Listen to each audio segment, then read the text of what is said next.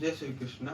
तो दोस्तों, आज है हमारा 10वां दिन तक हम आ चुके हैं और आज के दिन में हम लेंगे श्लोक नंबर 15। श्लोक है, पांचजन्यम ऋषिकेशो देवदत्तम धनंजय पौंड्रम ददमौ महाशंखम भीमकर्मा वृकोदरः। इसका अर्थ है, भगवान कृष्ण ने अपना पांचजन्य शंख बजाया। अर्जुन ने देवदत्त शंख तथा अति भोजी एवं अति मानवीय कार्य करने वाले भीम ने पौंड्र नाम का भयंकर शंख बजाया। इसका तात्पर्य है, इस श्लोक में भगवान कृष्ण को ऋषिकेश कहा गया है क्योंकि वे ही समस्त इंद्रियों के स्वामी हैं। सारे जीव उनके भिन्नांश हैं, अतः जीवों की इंद्रियां भी उनकी इंद्रियों के अंश हैं। क्योंकि निर्विषयवादी जीवों की इंद्रियों का कारण बताने में असमर्थ हैं, इसीलिए वे जीवों के इंद्रिय रहित या निर्विशेष कहने के लिए उत्सुक रहते हैं। भगवान समस्त जीवों के हृदय में स्थित होकर उनकी इंद्रियों का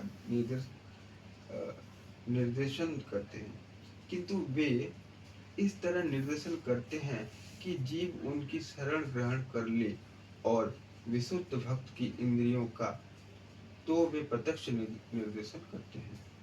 यहाँ कुरुक्षेत्र की युद्ध भूमि में भगवान कृष्ण अर्जुन की दिव्य इंद्रियों का निर्देशन करते हैं, इसीलिए उनको ऋषिकेश कहा गया है।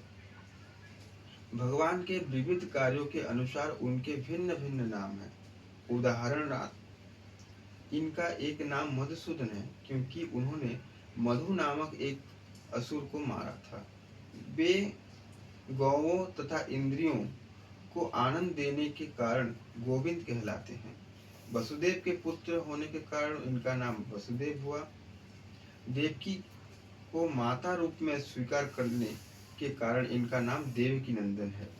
वृंदावन में यशोदा के साथ बाल लीलाएं करने के कारण ये यशोदा नंदन है। अपने मित्र अर्जुन का सारथी बनने के कारण पार्थ सारथी है। इसी प्रकार उनका एक नाम ऋषिकेश है क्योंकि उन्होंने कुरुक्षेत्र में युद्ध स्थल में अर्जुन का निर्देशन किया। इस श्लोक में अर्जुन को धनंजय कहा गया है क्योंकि जब इनके बड़े भाई को विभिन्न यज्ञ संपन्न करने के लिए धन की आवश्यकता हुई थी तो उसे प्राप्त करने में इन्होंने सहायता की थी। इसी प्रकार भीम वृकोदर कहलाते हैं क्योंकि जैसे वे अधिक खाते हैं उसी प्रकार वे अति मानवीय कार्य करने वाले हैं, जैसे हिडिंबासुर का वध।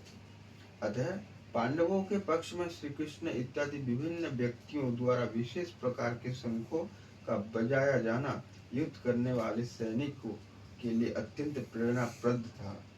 विपक्ष में ऐसा कुछ न था, न तो परम निर्देशक भगवान कृष्ण थे, न ही भाग्य का देवी श्री थी। अतः युद्ध के उनकी पराजय पूर्व निश्चित थी। शंखों की ध्वनि मानो यही संदेश दे रही थी।